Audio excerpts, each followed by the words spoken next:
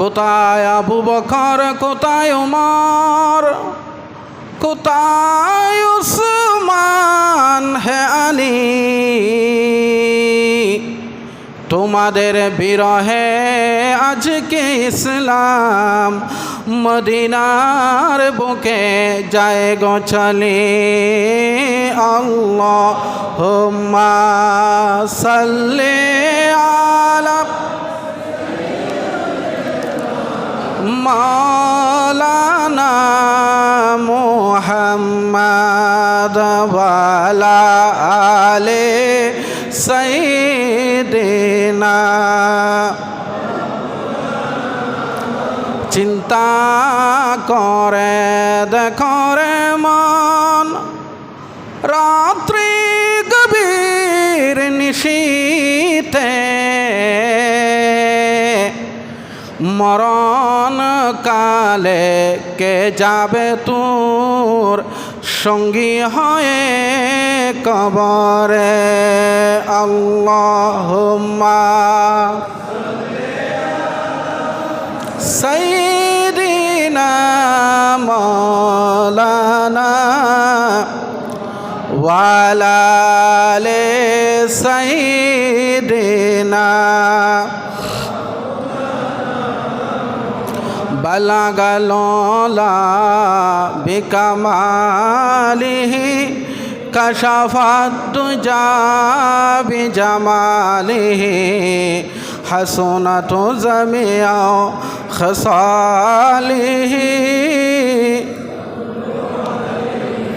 ज़मीन और ज़मा तुम्हारे लिए, मकीन और मका तुम्हारे लिए, जाएंगे कब्र में तुम्हारे लिए, उठेंगे हशर में तुम्हारे लिए।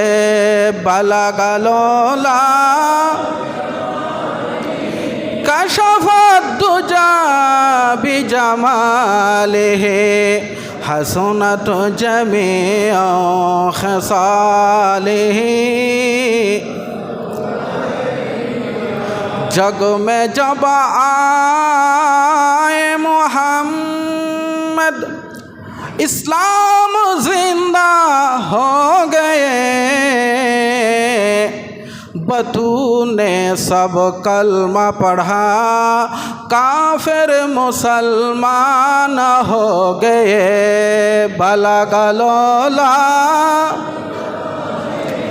कशफत दुजा बिजमालिहि हसनत जमीउ खसालिहि।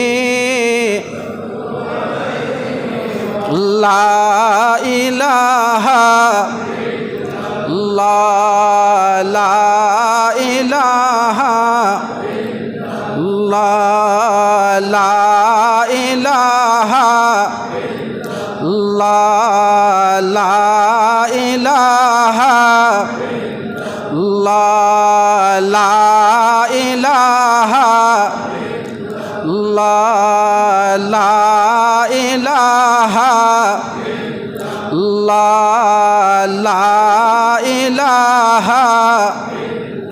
ला इलाहा ला इलाहा ला इलाहा ला इलाहा इल्लल्लाहु मुहम्मदुर रसूलुल्लाह सल्लल्लाहु अलैहि वसल्लम। पवित्र सफर मासेर आजकेर प्रथम जुमाय आगत समवेत मुसल्लियाने कराम, मुआज्जज हाजरीन, हाजी साहबान, मुरब्बी बाबारा, जुबक भाईरा, अस्सलामु आलैकुम व रहमतुल्लाहि व बाराकातुहू। महान अल्लाह अजीम शान दरबारे लाख कोटी शुक्रिया आदाय करছি যে মহান আল্লাহ রব্বুল আলামিন রব্বুল ইজ্জত ওয়াল জালাল আমাদেরকে আজকের এই পবিত্র জুমার নামাজে অংশগ্রহণ করার তৌফিক দিয়েছেন। মন প্রাণ খুলে উঁচু আওয়াজে বলি আলহামদুলিল্লাহ। সাথে সাথে রাহমাতুল্লিল আলামিন, ইমামুল মুরসালিন, ইমামুল আম্বিয়া হুজুর মুহাম্মদুর রাসূলুল্লাহ সাল্লাল্লাহু আলাইহি ওয়াসাল্লাম রওজা পাকে লাখ কোটি দরুদ ও সালাম পেশ করছি, যে মহানবীর উম্মত হওয়ার কারণে আমরা সর্বশ্রেষ্ঠ উম্মত হয়েছি। আমরা আবারও বলি আলহামদুলিল্লাহ। আমরা গত জুমার মধ্যে ধারাবাহিক আলোচনা শেষ করেছি কিয়ামতের আলামত। কিয়ামতের যে ছোট ছোট আলামতগুলো আছে এগুলো বলেছি। কিয়ামতের বড় বড় আলামতগুলো আপনাদের সামনে তুলে ধরা হয়েছে।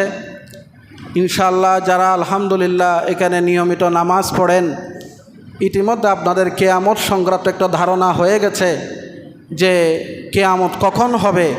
সেই আলামতগুলো এখন আপনাদের সামনে একেবারে দৃশ্যমান। বড় আলামতগুলো গত জুমার মধ্যে শেষ করেছি। আলামত শেষ হওয়ার পরে কিয়ামত শুরু হয়ে যাবে। কিয়ামত, এখন আমি কিয়ামত যে শুরু হবে সেই হাসরের মাঠটা কেমন হবে সেটা এখন আমি আপনাদের সামনে তুলে ধরব। আল্লাহ তাআলা আমাদেরকে শোনার, বুঝার এবং আখিরাতের প্রস্তুতি নেওয়ার তৌফিক দান করুন। সবাই বলে আমিন। কিয়ামতের আলামত শেষ, কিয়ামত শুরু হবে। হযরত ইসরাফিল আলাইহিস সালামকে আল্লাহ তাআলা নির্দেশ দিবে, যেটা সূরা ইয়াসিন শরীফে আল্লাহ পাক ইরশাদ করেন, ওয়া নুফিখা ফিস সূরি ফাইযা হুম মিনাল আজদাস ইলা রাব্বিহিম ইয়ানসিলুন। ইসরাফিল আলাইহিস সালাম ফুৎকার দিবে। এই ফুৎকারের উপরে তাফসীরে ইবনে কাসির, তাফসীরে জালালাইন, এই সমস্ত তাফসীরের মধ্যে বিশাল ব্যাখ্যা এসেছে। রাসূল পাকের অনেকগুলো হাদিস এই বিষয়ে এসেছে। সব কিছুর ব্যাখ্যা একসাথ করলে যে কতটা আসে সেটা হলো তিনি 3 বার ফুৎকার দেবেন। কয়বার? প্রথম ফুৎকার যখন দিবেন তখন পৃথিবীতে যত মানুষ থাকবে তখন সময়ে সব মানুষগুলো মারা যাবে। বলেন তো তখন কি কোনো ঈমানদার মানুষ থাকবে? গত জুমার মধ্যে আপনারা বুঝেছেন যে আল্লাহ আল্লাহ আল্লাহ এই কথা বলবে এরকম একজন ব্যক্তিও থাকা অবস্থায় ইসরাফিল আলাইহিস সালাম ফুৎকার দিবে না। তার মানে কাফেরদের উপর কিয়ামত শুরু হবে। ওয়া নুফিখা ফিস সূর, এই ফুৎকার দেওয়ার সাথে সাথে পৃথিবীতে যত জীবিত মানুষ সব মারা যাবে। এরপরে দ্বিতীয় ফুৎকার দেওয়া হবে। ফুৎকার দেওয়ার সাথে সাথে জমিনে যারা দুনিয়াতে সেই আদি থেকে কিয়ামত পর্যন্ত যত মানুষ মারা গিয়েছে, কবরে দাফন হয়ে গেছে, আগুনে পুড়ে গেছে, পানিতে ডুবে গেছে, পশু হিংস্র পশু খেয়ে ফেলেছে, যার কোনো লাশের অস্তিত্বও ছিল না, ফুৎকার দেওয়ার সাথে সাথে ওই মরা মানুষগুলো কবর ফেটে ফেটে বের হয়ে যাবে। জোরে বলুন না সুবহানাল্লাহ। ব্যাখ্যার ভিতরে এসেছে সর্বপ্রথম প্রিয় নবী রাসূল করিম সাল্লাল্লাহু আলাইহি ওয়াসাল্লাম রওজা পাক থেকে বের হয়ে আসবেন। এরপরে পর্যায়ক্রমে হযরত আবু বকর সিদ্দিক রাদিয়াল্লাহু তাআলা, হযরত উমর ইবনুল খাত্তাব রাদিয়াল্লাহু তাআলা, জান্নাতুল বাকি, জান্নাতুল মুআল্লা, এই সমস্ত কবরস্থানে যারা আছে তারা বের হয়ে আসবে। পর্যায়ক্রমে সবাই কবর থেকে বের হয়ে যাবে। আল্লাহ পাক সবাইকে জিন্দা করে দেবেন। তৃতীয় ফুৎকার যখন হবে, তৃতীয় ফুৎকারের সাথে সাথে মানুষ হাসরের মাঠের দিকে দৌড়তে থাকবে, হাসরের মাঠের দিকে চলে যাবে।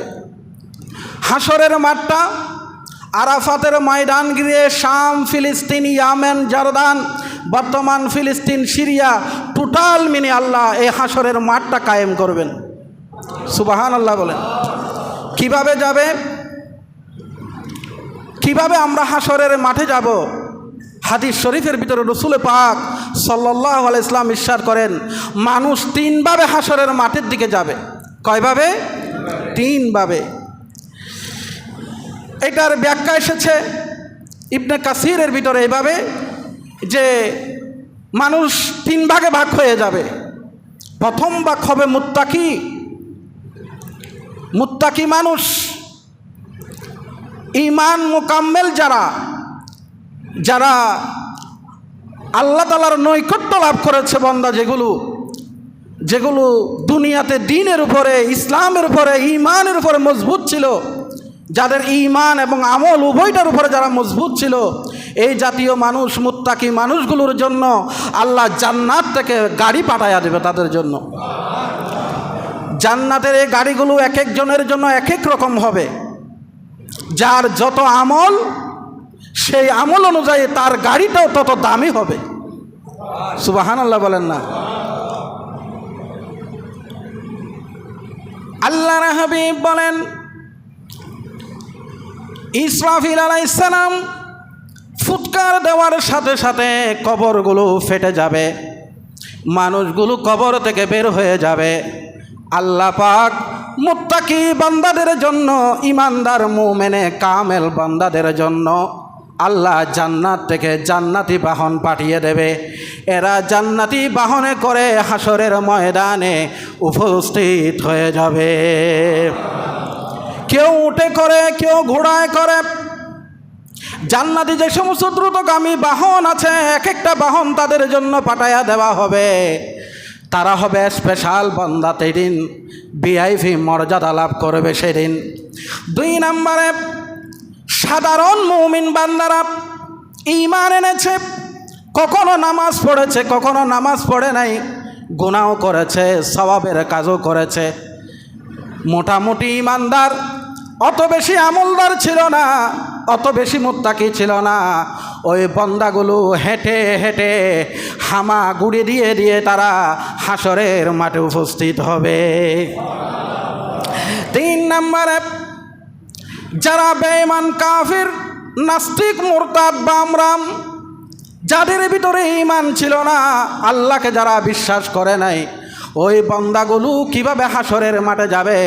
আল্লাহ পাক কোরআনুল কারীম সূরা বনী ইসরাইলের মধ্যে বলছেন যে ওই বান্দাগুলো তাদের পাকে উল্টো করে দিয়া মাথাটাকে নিচু করে দেওয়া হবে।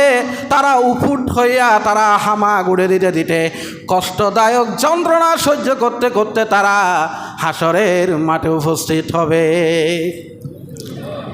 আমার বাবারা, ভাইয়েরা, আল্লাহর হাবিব বলেন, সেদিন মানুষ হবে উলঙ্গ, কারো শরীরে কাপড় থাকবে না, পায়ে জুতা থাকবে না, তারা হবে নগ্ন পা নগ্ন শরীর হয়ে তারা হাসরের মাঠে দৌড়তে থাকবে।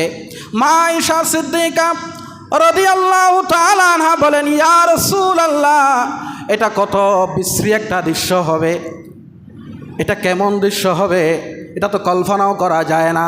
আল্লাহর হাবিব বলেন, আয়েশা, তুমি এটা নিয়ে চিন্তা করছো?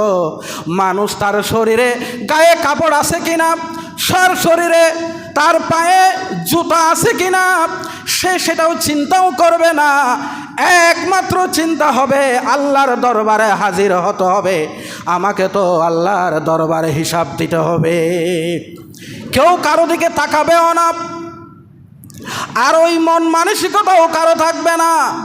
সবাই শুধু বলবে, ইয়া নফসি, ইয়া নফসি, ইয়া নফসি, আল্লাহ আমাকে বাঁচাও, আমাকে বাঁচাও, আমাকে বাঁচাও। এইভাবে তারা হাসরের মাঠে উপস্থিত হয়ে যাবে। আল্লাহর হাবিব বলেন, সর্বপ্রথম হযরতে ইব্রাহিম আলাইহিস সালামকে আল্লাহ জান্নাতি কাপড় পরিধান করিয়ে দেবে। তো জোরে বলুন না, কেন কেন ইব্রাহিম আলাইহিস সালামকে কেন জান্নাতি কাপড় প্রথম পরিধান করা হবে? আল্লামা ইবনে কাসির আলাইহি রাহমা, ইবনে কাসিরের ভিতরে লিখতেছেন, ইব্রাহিম আলাইহিস সালাম তিনি সবচেয়ে বেশি মূর্তি পূজার বিরুদ্ধে তিনি আন্দোলন করেছেন, সংগ্রাম করেছেন। ঈমানের জন্য, ইসলামের জন্য তিনি যখন দিন কায়েমের আন্দোলনে তিনি যখন সবচেয়ে বেশি কষ্ট করেছেন, আন্দোলন করেছেন, মূর্তির বিরুদ্ধে সবচেয়ে বেশি কথা বলার কারণে নমরুদ ইব্রাহিম আলাইহিস সালামের শরীরের কাপড় খুলে ফেলে বিভৎস করে দিয়েছিল, সবার সামনে উলঙ্গ করে দিয়েছে। আল্লাহ পাক তাকে হাসরের মাঠে সবচেয়ে বড় মর্যাদা দেবে। আল্লাহ পাক বলে, ইব্রাহিম, আমার জন্য তোমাকে বিভৎস করা হয়েছিল, আজকে আমি তোমাকে জান্নাতের কাপড় পরাইয়া দিলাম। আমার বাবারা, মায়েরা, হাসরের মাঠটা কেমন হবে? আল্লাহর হাবিব বলেন, হাসরের মাঠে 1 মাইল দূরত্বে সূর্য হবে। কোনো রওয়ায়াতে আছে 1 বিঘত দূরত্বে সূর্য হবে। অতি কাছে ধরে নিলাম, অতি কাছ থেকে সূর্য হবে। এমনভাবে তাপ দেবে, তাপের প্রখরতায় কারো গাম হাঁটু পরিমাণ হবে, কারো গাম কোমর পরিমাণ হবে, কারো গাম বুক পরিমাণ হবে। অর্থাৎ যার যত গুনার পরিমাণ যত, তার ঘামের পরিমাণ তত হবে। গাম হবে হাসরের মাঠে একটা বড় মুসিবত। আল্লাহর হাবিব বলেন, হিসাব নিকাশ শুরু হয়ে যাবে। ওই হিসাব নিকাশ কারো জন্য 50 বছরের মতো যন্ত্রণাদায়ক হবে, 50,000 বছর লেগে যাবে। আর যারা মুত্তাকি, ইমানদার, মুমিন, কামেল, নামাজি, রোজাদার, দিনদার, তেলাওয়াতকারী, দুনিয়াতে যারা হালাল হারাম বাছ বিচার করে চলেছে, ওই সমস্ত বান্দাদের হিসাব 2 রাকাত নামাজ পড়তে যেই সময় লাগে, ওই সময়ের ভিতরে তাদের হিসাব নিকাশ হয়ে যাবে। আল্লাহু আকবার, জোরে বলেন আল্লাহু আকবার। হাসরের মাঠে আল্লাহর হাবিব বলেন 120টা কাতার হবে। কয়টা কাতার? জোরে বলেন কয়টা?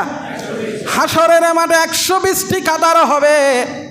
তন্মধ্যে 80টা কাতার হবে উম্মতে মুহাম্মাদি। আমরা বলেন, আমরা কয় কাতার? কয় কাতার? 80 কাতার হব আমরা। দেখুন, আমরা দুনিয়াতে এসেছি পরে, কিন্তু জান্নাতে যাব আগে। দুনিয়াতে এসেছি পরে, হাসরের মাঠে সামনে থাকবো আমরা দুনিয়াতে এসেছি আগে, কবর থেকে উঠবো আগে। এসেছি পরে, কিন্তু কবর থেকে আমরাই উঠবো আগে। কেন আমাদের এত মর্যাদা বাড়লো? কেন আমাদের এত মাকাম বাড়লো?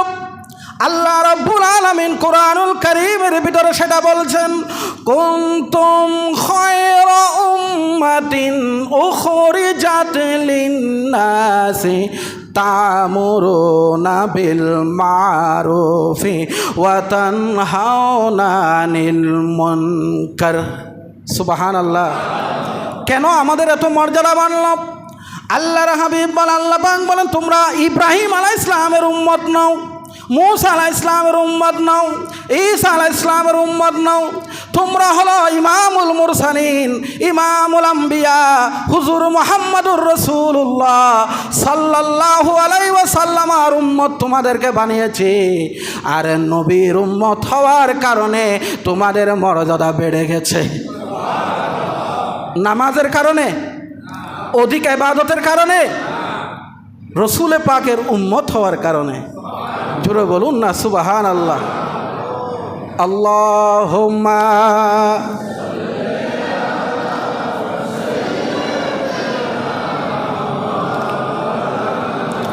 ওয়া আলা সাইয়্যিদিনা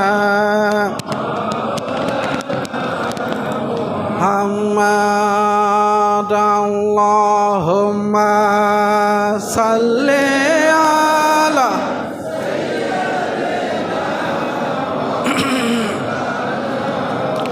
ওয়া আলা আলি সাইয়্যিদিনা।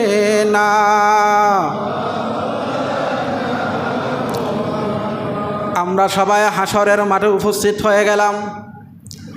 মন থেকে, মেজাজ থেকে কিছুক্ষণের জন্য দুনিয়াকে বাদ দেন, আর চিন্তা করুন আপনি এখন হাসরের মাঠে আছেন। আদালত শুরু হয়ে গেছে, বিচারাচার শুরু হয়ে গেছে। আপনি হাসরের মাঠে অবস্থান করছেন। দুনিয়া থেকে কিছুক্ষণ আপনার মাথা থেকে সব বাদ করে দেন, আপনার অবস্থানটা কেমন হবে আপনি একটু বিবেচনা করুন। আল্লাহর হাবিব বলেন, যারা দুনিয়াতে ভিক্ষা করত অথচ তার কাজ করার সক্ষমতা ছিল, শুধু শুধু ভিক্ষা করেছে, ভিক্ষাকে পেশা বানিয়েছে, ওই সব বান্দাদের মুখে গালের মধ্যে কোনো মাংস থাকবে না, তারা কঙ্কাল হয়ে যাবে। মানুষ দেখেই বুঝতে পারবে এরা দুনিয়াতে ভিক্ষা করেছে। কি করেছে? কোন ভিক্ষুক? সক্ষম, কাজ করতে সক্ষম বান্দারা ভিক্ষা করেছে।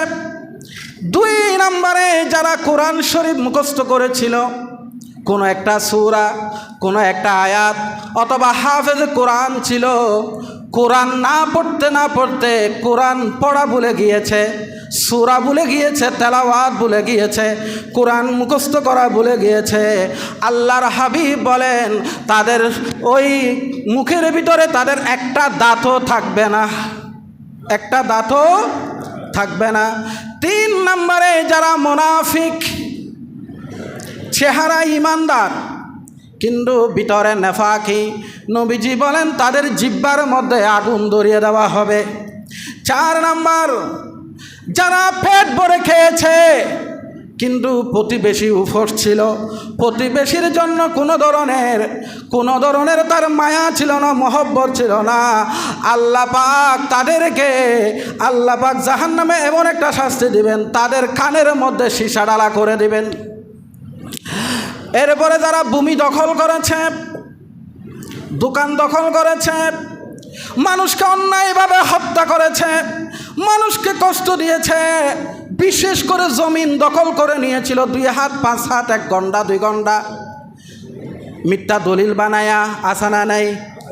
আল্লাহ পাক বলেন, আমার হাবিব বলেন, ওই সমস্ত বান্দাদের গলায় তার ওই জমিনটাকে 7 তবক জমিন বানাইয়া তার গলার মধ্যে ঝুলাইয়া দিবে।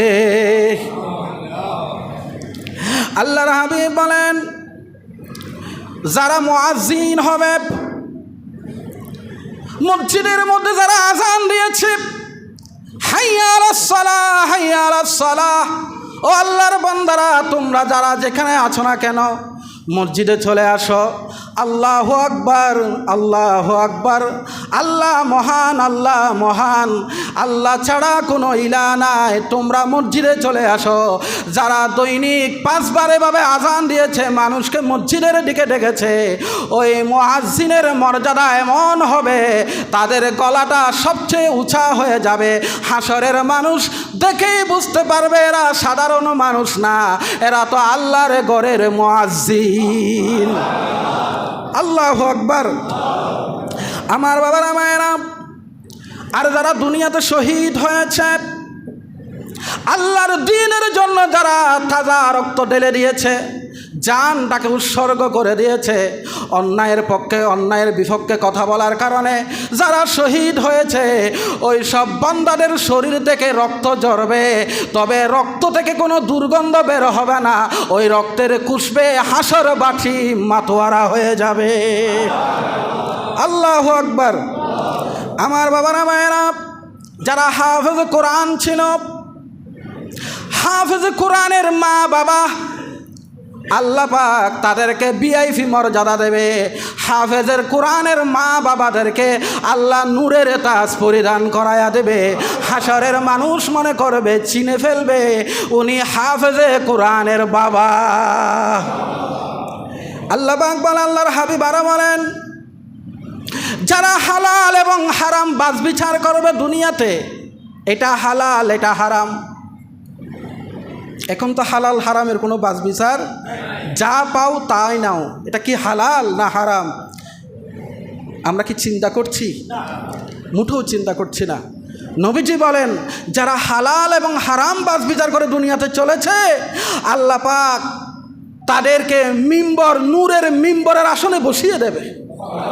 কারণ সে আল্লাহকে এত ভয় করত, অফিসে তার জন্য 1 লাখ টাকা ঘুষের অফার এসেছে, সে খেতে পারে, তার সুযোগ আছে, কিন্তু একমাত্র আল্লাহকে ভয় করে খায় নাই। কাকে ভয় করে? আল্লাহকে ভয় করে। সে ঘুষটা খায় নাই, মানুষকে হয়রানি করে নাই। আমার আল্লাহ বলবে, বান্দা তোর সুযোগ ছিল, কিন্তু আমাকে তুই ভয় করে খাস নাই বান্দা, আজকে হাসরের মাঠে তোর মর্যাদা বাড়াইয়া দিলাম। এইগুলো যদি আমাদের সরকারি অফিসাররা, কর্মকর্তা কর্মচারীরা যদি হাদিসগুলো জানে, তারা যদি এই হাদিসগুলোর উপর আমল করে, তারা দুনিয়াতেও মর্যাদাবান হবে, আখিরাতেও মর্যাদাবান হবে। ঠিক কি না? আজকে এত অশান্তি, এত অরাজকতা, এত হইচই, এত অস্থিরতা, কোনো কিছুই হতো না আমরা যদি সরকারি কর্মকর্তাদের অন্তরে এই কোরআন এবং হাদিসটা ঢুকাইয়া দিতে পারি। এই মানুষগুলো যদি মুত্তাকি হয়ে যায়, এত অস্থিরতা হয় না, গোটা দেশটা জান্নাত হয়ে যাবে। কথা বলেন ঠিক কি না?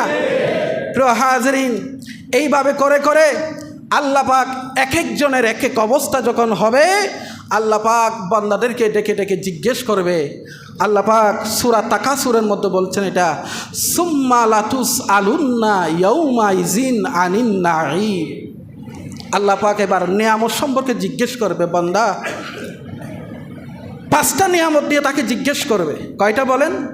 5টা। 1 নাম্বার, বান্দা তোমাকে হায়াত দিয়েছিলাম, 70 বছর, 80 বছর, 40 বছর, 50 বছর যে হায়াত দিছি, বান্দারে এই হায়াতটা তুমি কি কাজে লাগিয়েছো একটু বলো। আমাদের হায়াত তো এখন ফেসবুকে চলে যাচ্ছে, মোবাইলে চলে যাচ্ছে, টেলিভিশন দেখতে দেখতে চলে যাচ্ছে, আমরা হোটেলে বসে বসে আড্ডা করতে করতে চলে যাচ্ছে। ঠিক কি না? ঘন্টার পর ঘন্টা আমাদের সময় চলে যাচ্ছে। এই হায়াত নিয়ে আল্লাহর কাছে আপনি জিজ্ঞাসিত হবেন। 2 নাম্বার প্রশ্ন হবে, বান্দা তোমাকে যৌবন কাল দিয়েছিলাম, এই হায়াতটা ছিল তোমার জন্য শ্রেষ্ঠ হায়াত। 70-80 বছরের ভিতরে এই যে 18 বছর থেকে 40 বছরের যে হায়াতটা, এটা হলো সোনালি সময়, গ্রিন এইজ, সবুজ সতেজ বয়স। এই বয়সটাকে বান্দা তুমি কোন কাজে লাগিয়েছ? আমাদের যুবক ভাইরা, আমি গত জুমায় বলেছি, যুবক ভাইরা নামাজ পড়তেছে না, রোজা রাখে না, তেলাওয়াত করে না, মুখে দাড়ি রাখে না। কারণ কি? এখনও তো যৌবন বয়স, আমার তো একটা বয়স আসবে 50-60 বছর হবে, তখন নামাজ পড়বো, তখন রোজা রাখবো, তখন দাড়ি রাখবো, এই চিন্তা মন মানসিকতা আছে। আমার যুবক ভাইরা, আপনি কি মালাকুল মৌতের সাথে কোনো কথা বলে রেখেছেন যে মালাকুল মৌত আপনার কাছে 50 বছর পরে আসবে? এই ধরনের কারোর সাথে কি চুক্তিনামা হয়েছে? মালাকুল মৌত তো আপনি চোখের পলক মারার আগেও আসে যেতে পারে। ঠিক কি না? আমার যুবক ভাইরা, আসুন দিন মুখে হয়, ইসলাম মুখে হয়, কোরআন মুখে হয়, তাহলে আপনার জীবনটা সুন্দর হবে। আপনি আল্লাহ তাআলা যখন আপনাকে জিজ্ঞেস করবে, বান্দারে যৌবন বয়স কোন কাজে লাগিয়েছ, আপনি বলে দিতে পারবেন, বান্দা আল্লাহ যখনই হাইয়া আলাস সালাহ বলেছে, আমি আর আমার ব্যবসা দেখি নাই, চাকরি বাকরি দেখি নাই, আমি আমার সব কিছু ফেলে রেখে আমি তোমার ঘর, আল্লাহর ঘর, তোমার ঘরে আমি ঢুকে গিয়েছিলাম। আমি তোমার জন্য শহীদ হয়েছিলাম, আমি তোমার জন্য অন্যায়ের বিরুদ্ধে কথা বলেছিলাম। আল্লাহ, আমি আমার হায়াতটাকে কাজে লাগিয়েছি। আমার আল্লাহ বলবে, বান্দারে তোর উপর খুশি হয়ে গেলাম।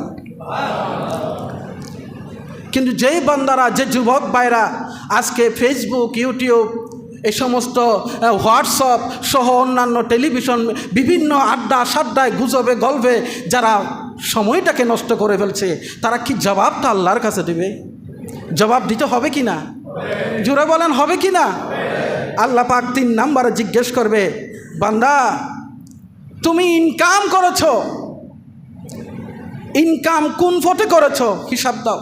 তোমার ইনকাম হালাল ছিল না হারাম ছিল, এটা হিসাব হবে ইনকামের উপর। সব কিছু নির্ভর করছে আপনার, সব ইবাদতগুলো কবুল হওয়ার নির্ভর করছে ইনকামের উপর। ইনকাম যদি হালাল হয়, ইবাদত কবুল হবে। ঠিক কিনা? ইনকাম যদি হারাম হয়, ইবাদত কবুল হওয়ার কোনো সুযোগ। এই জন্য ইনকাম, আপনার রুজি, আপনার রিজিক কোন পথে আপনি অন্বেষণ করছেন। হালালে বরকত আছে, হারামে কোনো বরকত আসেনি বাবা। দেখবেন যারা অবৈধ পয়সা ইনকাম করে, লাখ লাখ টাকা ইনকাম করে, দেখবেন খুব চকচকে লাগতেছে, তরতাজা লাগতেছে, কিন্তু ঘরের ভিতরে খোঁজ নেন, দেখবেন যে ছেলে অসুস্থ, মেয়ে অসুস্থ, বউ অসুস্থ, ছেলে কথা শুনে না, মেয়ে কথা শুনে না, বউ কথা শুনে না, আড্ডা সাড্ডা ফাটি এগুলোর ভিতরে আছে। ঘরে গিয়ে যে একটু শান্তিতে ঘুমাবে, এই সুযোগটাও। কিন্তু যার পয়সাটা হালাল, 10,000, 20,000, 25,000 টাকা বেতন, আল্লাহ তাআলা পাক ওটা যদি হালাল হয়, ওই 15,000 টাকা আল্লাহ 15 লাখ বানায়া দিতে পারে। আল্লাহ পাক অসুখ দূর করে দিতে পারে। 15,000 টাকার মধ্যে আল্লাহ বরকত ঢেলে দিতে পারে। এই জন্য ইনকাম নিয়ে জিজ্ঞেস করা হবে। এরপর আল্লাহ পাক বলবে ব্যয় করেছো কোন পথে। শুধু ইনকাম হালাল হলে হবে না, অনেকে হালাল ইনকামটা আবার অবৈধ পথে ব্যয় করে। ইনকাম কি বলেন? ইনকাম কি? কিন্তু ব্যয় করছে অবৈধ পথে। সে মদ খায়, শরাব খায়, ইয়াবা খায়, অন্যায় পথে চলে, বিভিন্ন হোটেলে রাত্রি যাপন করে, নানান ধরনের আজে বাজে কাজের মধ্যে সে লিপ্ত। ইনকাম কিন্তু হালাল, ব্যয় করছে হারাম পথে, ওটাও সে জিজ্ঞাসিত হবে। এরপরে আল্লাহ পাক জিজ্ঞেস করবে যারা জ্ঞানী মানুষ, আল্লাহ তাদেরকে জ্ঞান দিয়েছে, এলম দিয়েছে, ওই মানুষগুলোকে আল্লাহ জিজ্ঞেস করবে, বান্দা তোর একটা বড় নিয়ামত দিয়েছিলাম, তোমাকে আলেম বানিয়েছি, হাফেজ বানিয়েছি, মুহাদ্দিস বানিয়েছি, মুফাসসির বানিয়েছি, মুফতি হয়েছ, ডাক্তার হয়েছ, ইঞ্জিনিয়ার হয়েছ, অ্যাডভোকেট হয়েছ, তুমি প্রকৌশলী হয়েছ, তোমাকে আমি জ্ঞানী গুণী বানিয়েছিলাম। ওরে বান্দা, তুমি সেই এলমটা, জ্ঞানটা কোন কাজে লাগিয়েছো? আছে না নাই? আমাদের কিছু বাবারা ডাক্তার ভালো আছে, আবার কিছু কমিশনার ডাক্তারও আছে না নাই? আছে না? আছে। আলেমদের ভিতরে কি সবাই ভালো? ভালো খারাপ আছে না নাই? জিজ্ঞাসিত হতে হবে, বান্দা এলম দিয়েছিলাম, এলমটা তুমি কোন কাজে লাগিয়েছো বান্দা? 5টা শেষ হয়ে যাবে। এরপরে আল্লাহ পাক বলবেন, নবীজি বলেন, সর্বপ্রথম যে হিসাবটা করা হবে সেই হিসাবটা হলো আউয়ালু মা ইউহাসাবু বিহিল আবদু ইয়াউমাল কিয়ামাতি as-সালাত। as-সালাত, as-সালাত। বান্দা নামাজ কি পড়েছ? বান্দা তুমি কি নামাজ কি পড়েছিলা? আল্লাহ পাক এই জিজ্ঞাসাটা করবেন। সর্বপ্রথম হিসাব হবে নামাজ নিয়ে। এই জন্য নবীজি যখন দুনিয়া থেকে চলে যাচ্ছেন তখন নবীজি এই কথাইগুলো বলছেন, as-সালাত, as-সালাত, as-সালাত, as-সালাত ওয়া মা মালাকাত আইমানুকুম। আমি তোমাদের থেকে চলে যাচ্ছি, তোমাদের জন্য নামাজটা রেখে যাচ্ছি, উম্মত নামাজটা ছেড়ে দিও না। নামাজ যদি আপনার ঠিক থাকে, 5 ওয়াক্ত নামাজ যদি আপনার ঠিক থাকে, সব ঠিক। নামাজটা যদি ঠিক না থাকে, সব বেঠিক, ঠিক কিনা? এই জন্য আল্লাহ পাক সর্বপ্রথম নামাজ নিয়ে জিজ্ঞেস করবে। আমার যুবক ভাইয়েরা, যারা এখনো মসজিদমুখী হতে পারেন নাই, দিনমুখী হতে পারেন নাই, আপনি নামাজি হয়ে যান। আল্লাহ তাআলা আপনাকে রহমত, বরকত, শান্তি, সালামত দিয়ে ভরপুর করে দিবেন। আল্লাহর হাবিব বলেন, তোমরা আল্লাহর কাছে দোয়া করবা, আল্লাহুম্মা হাসিবনি হিসাবান ইয়াসীরা। ও আল্লাহ, তুমি যদি আমাকে ধরো আমি বাঁচতে পারবো না, তুমি যদি হিসাব নাও বাঁচতে পারবো না, আল্লাহ আমার হিসাবটা সহজ করে নিও। আল্লাহ যদি ধরে বন্দা বাঁচার সুযোগ আছে? দুদকে ধরলে বাঁচার সুযোগ থাকে। দুদক যদি ভালো করে ধরে ওই বন্দা বাঁচতে পারে। দুদকের যদি এই অবস্থা হয়, আল্লাহ যদি বন্দাকে ধরে, বন্দা বাঁচার কোনো সুযোগ আছে? আল্লাহ বলেন, আল্লাহর হাবিব বলেন, তোমরা আল্লাহর কাছে দোয়া করবা, আল্লাহ হিসাবটা কঠিন করে নিও না, হিসাবটা সহজ করে নিও। নবীজি দোয়া করার সময় দোয়াটা করতেন, আল্লাহুম্মা হাসিবনি হিসাবান ইয়াসীরা। আল্লাহ আমার হিসাবটা তুমি সহজ করে নিও। নবীজি নিজেই বলছেন, আল্লাহ তুমি আমার হিসাবটা সহজ করে নিও। হিসাব কিভাবে সহজ হবে কিছুক্ষণ আগে সেটা বলেছি। আল্লাহ পাক যাদের হিসাব নেবে কঠিন করে ধরলে তো বাঁচার উপায় নাই। যাদের হিসাবটা সহজ করে নেবে আল্লাহ পাক শুধু একবার বলবে, এইভাবে করে তাকাবে, সাথে সাথে বলবে জান্নাতে চলে যাও। জান্নাতে নবীজি বলেন বিনা হিসাবে 70,000 মানুষ ওরা জান্নাতে চলে যাবে। কয় হাজার মানুষ? এবং তাদের সাথে প্রতি 70,000 প্রতিজনের সাথে আরও 70,000 করে মানুষ বিনা হিসাবে, তাদের না আমলনামা মাফা হবে না কোনো হিসাব নিকাশ করা হবে, ওই বান্দাগুলো জান্নাতে চলে যাবে। এরা কারা? তারা ওরা যারা গুনাহ করার পরে আল্লাহর কাছে তওবা করেছে। ইস্তেগফার করেছে, ভুল ত্রুটি ক্ষমা চেয়ে নিয়েছে। তো যখন বান্দা তওবা করে, ইস্তেগফার করে, বান্দার আমল নামায় আর কোনো গুনাহ থাকে না। আর গুনাহ না থাকলে এটার মাফারও কোনো দরকার নাই, কারণ আমল নামায় শুধু সওয়াব আর সওয়াব। এরা বিনা হিসাবে জান্নাতে চলে যাবে। আর যারা আল্লাহর উপর বিশ্বাস করে নাই, ঈমান আনে নাই, ওদেরও কোনো হিসাব হবে না, বিনা হিসাবে ওরা জাহান্নামে চলে যাবে। কারণ তাদের আমল নামায় সব কি, সব কি? তো যেখানে শুধু গুনাহ আছে, সওয়াব নাই, এটা তো মাফার দরকার নাই, ওরা বিনা হিসাবে জাহান্নামে চলে যাবে। আল্লাহ পাক ফাআম্মা মান সাকুলাত মাওয়াজিনু যেটা বলেছেন, এটা সাধারণ ঈমানদারদের জন্য বলেছেন, যারা গুনাহও করেছে সওয়াবও করেছে। যারা আল্লাহর কাছে এভাবে গুনাহ সওয়াব করত, ইবাদত কম করত, এই সমস্ত অবস্থায় ছিল, ওই বান্দাগুলোর গুনাহ পাল্লায় মাফা হবে। ফাআম্মা মান সাকুলাত মাওয়াজিনু ফাহুয়া ফি ঈশাতির রাদিয়া ওয়া আম্মা মান খাফফাত মাওয়াজিনু ফাউম্মুহু হাওিয়া ওয়া মা আদরাকা মা হিয়া নারুন হামিয়া। প্রিয় হাজরিন, এরপরে যে হিসাবটা আসবে, এক পাশে জালেমরা দাঁড়াবে আর এক পাশে মজলুমরা দাঁড়াবে। জালেম আর মজলুমের বিচার হবে।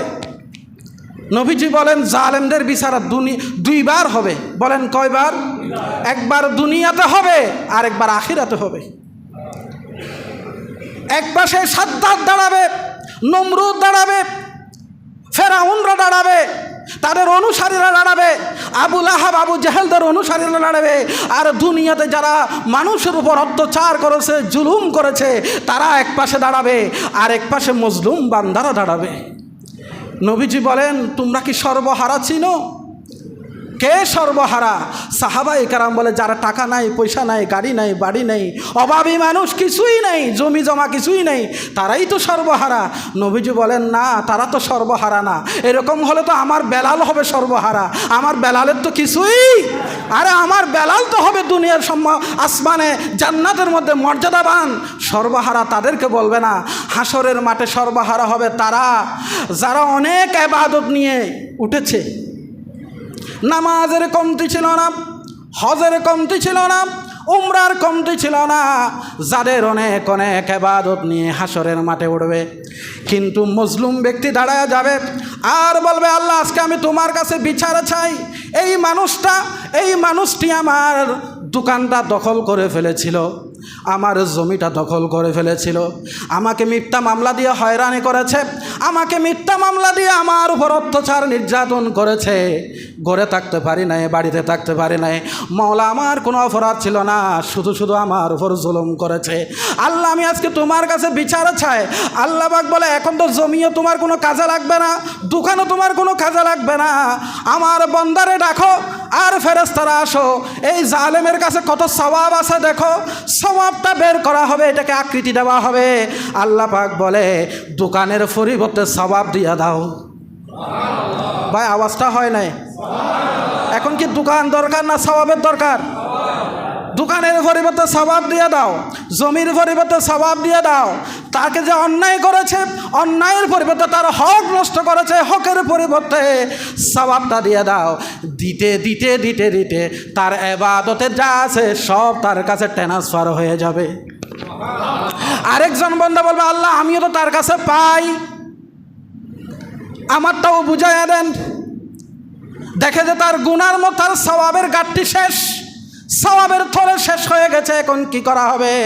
আমার আল্লাহ বলবে জালেমের, ও আমার মজলুম বান্দা যে গুনাহ করেছে, গুনার গাঁটটিটা খোলো। গুনাহ যত আছে সব গুনাহগুলো জালেমের কাছে পৌঁছাইয়া দেবে, ট্রান্সফার করাইয়া দেবে। জালেমের ইবাদত শেষ, জালেম হয়ে যাবে সর্বহারা। তার মধ্যে সব গুনাহ আর গুনাহ। নবীজি বলেন, এরাই হবে সর্বহারা। কথা বলেন ঠিক কিনা? প্রিয় হাজরিন, আজকে গোটা দেশে যে অস্থিরতা, এই জন্য অতিরঞ্জন, অতি বাড়াবাড়ি ঠিক হয় নাই। আপনারা দেখবেন গত 1 মাস পর্যন্ত আমার যে বক্তব্যগুলো ছিল, আমি বলেছি এই দেশের গরিব মানুষেরা লুটপাট করছে না, দুর্নীতি করছে না, এই দেশের শিক্ষিত মানুষেরাই দুর্নীতি করছে, লুটপাট করে এই দেশের সম্পদগুলো তারা খাচ্ছে। আমি এখানে এই মিম্বরে দাঁড়িয়ে বলেছি, আমি বলেছি যে যারা দুর্নীতি করছে, যারা এই দেশের সম্পদগুলো লুটপাট করছে, অবশ্যই আল্লাহর আদালতে তোমাদেরকে জবাবদিহি করতে হবে। আমি এখানেই বলেছি যে যতই কিছু বলো, কোরআন সুন্নাহর শাসন ছাড়া এই পৃথিবীর, এই বাংলাদেশ সহ গোটা পৃথিবীর এই অশান্তি বন্ধ হবে না।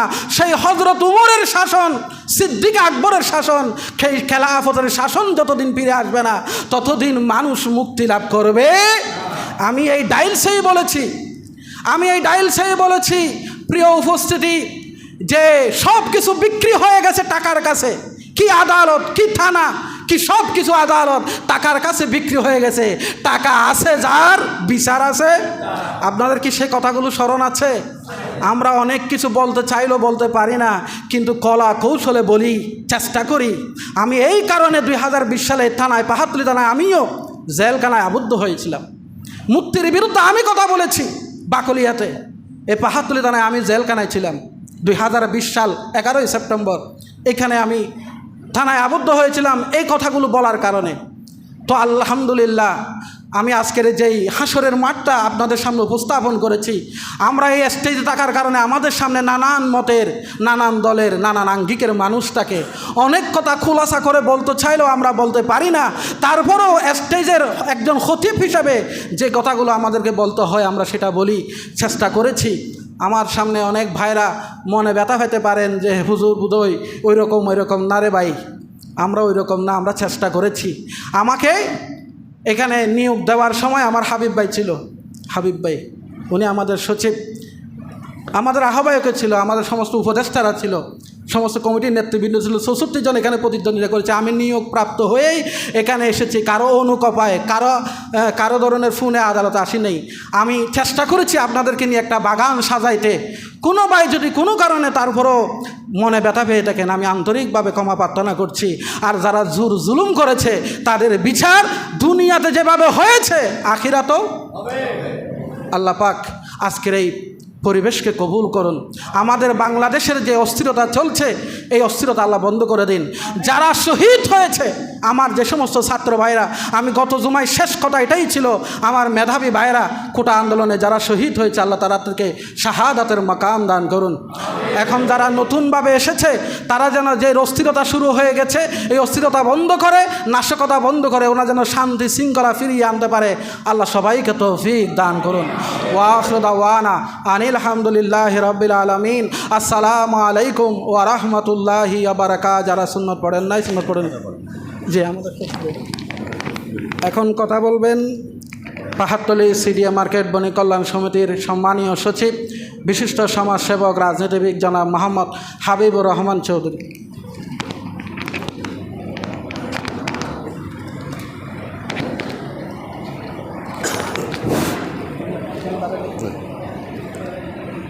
বিসমিল্লাহির রহমানির রহিম।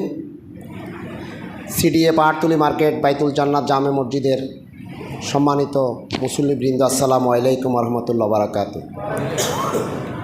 আপনারা সকলে কম বেশি অবগত আছেন, গত 5 আগস্ট বাংলাদেশে ছাত্র জনতা এবং আপাময় জনসাধারণের এক বিপ্লবের মাধ্যমে, এক গণ অভ্যুত্থানের মাধ্যমে বিগত যে সরকার ছিল তার পতন হয়েছে।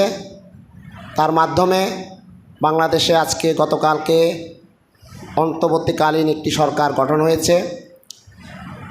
গত 5 তারিখে আমাদের, বিশেষ করে আমাদের পাহাড়তলী থানা এলাকায় আপনারা জানেন একটা অনাকাঙ্ক্ষিত ঘটনা হয়েছে, যার মাধ্যমে আজকে আমাদের পাহাড়তলী এলাকায় থানা প্রশাসন গত 24 ঘন্টা আমাদের প্রশাসনের লোক ছিল না।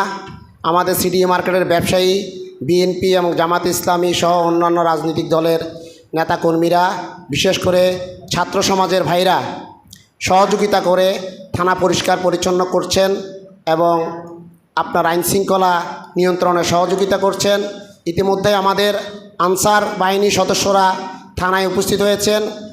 আগের যেই পুলিশ কর্মকর্তারা ছিল তারাও গতকালকে চলে এসছেন এবং আমাদের দেশের গর্ব সেনাবাহিনী আমাদের এলাকায় চলে এসছেন, আমাদের থানার দায়িত্ব নিয়েছেন। ওনাদের নেতৃত্বেই আজ থানার কার্যক্রম শুরু হয়েছে। সেনাবাহিনীর সম্মানিত সদস্যবৃন্দ, অফিসারবৃন্দ আমাদের মসজিদের দোতলায় আছেন। আমরা আমাদের মসজিদ কমিটি এবং মার্কেট কমিটির পক্ষ থেকে ওনাদেরকে সার্বিক সহযোগিতা আমরা করব। আপনারাও এলাকাবাসী এবং মুসল্লি সকলে প্রশাসনের লোকদেরকে সহযোগিতা করতে হবে। এখানে আপনারা জানেন অনেক সময় আগুন ধরলে কিছু লোক আগুন নিভাইতে যায় আর কিছু মানুষ চুরি করতে যায়। আজকে আমাদের এই এলাকায় দেখা যাচ্ছে যে অনেক অনাকাঙ্ক্ষিত ঘটনা ঘটেছে। অনেক ভালো লোক দেখতেছে কিন্তু কিছু করতে পারছে না। গুটি কয়েক দুষ্কৃতিকারী টোকাই এ ধরনের অঘটন করছে। আপনারা যদি কোনো ধরনের দুষ্কৃতিকারী বা টোকাইকে পেয়ে থাকেন তাৎক্ষণিকভাবে আপনারা ধরে রেখে উত্তম মাধ্যম দিয়ে বেঁধে রাখবেন। আমাদের সেনাবাহিনীর সদস্যরা, আনসার বাহিনী এবং বর্তমানে থানারও পুলিশ চলে এসছে, ওনারা উদ্ধার করে আইনগত ব্যবস্থা নেবেন। প্রত্যেকটা এলাকাবাসী মুসল্লি সজাগ থাকবেন। যেখানে দুষ্কৃতিকারী দেখবেন আমরা কালকের মধ্যে আপনাদেরকে বিভিন্ন অফিসারের নাম্বার আমরা আপনাদেরকে দিয়ে দিব, তাদেরকে ফোন করবেন, তাৎক্ষণিক ওনারা উপস্থিত হবেন। এবং ছাত্র ভাইয়েরাও, ছাত্রের প্রতিনিধি যে বৈষম্য বিরোধী যে আন্দোলন হয়েছে তাদের প্রতিনিধিও 10 সদস্য বিশিষ্ট সদস্য কমিটিও এখানে আমাদের পাহাড়তলী থানা ক্যাম্পাসে আছে, ওনারাও সেখানে তাৎক্ষণিক ছুটে যাবেন। সেজন্য আপনাদের সকলের কাছে অনুরোধ থাকবে সকলে শান্তি শৃঙ্খলাভাবে থাকবেন। কোনো দুষ্কৃতিকারী পাইলে আপনারা অবশ্যই এটা থানায় খবর দিবেন। আমাদের সেনাবাহিনী, আনসার এবং পুলিশ বাহিনী প্রস্তুত আছে। এটা আমাদের দেশ, এই দেশকে আমাদের রক্ষা করতে হবে, মানুষের শান্তি শৃঙ্খলা ফিরিয়ে আনতে হবে। কোনো ধরনের অপকর্ম আমরা কেউ প্রশ্রয় দিব না। কোনো রাজনৈতিক দল, সামাজিক দল কেউ এই ধরনের অপকর্মকে প্রশ্রয় দেওয়া হবে না। আপনারা সকলে সহযোগিতা করবেন।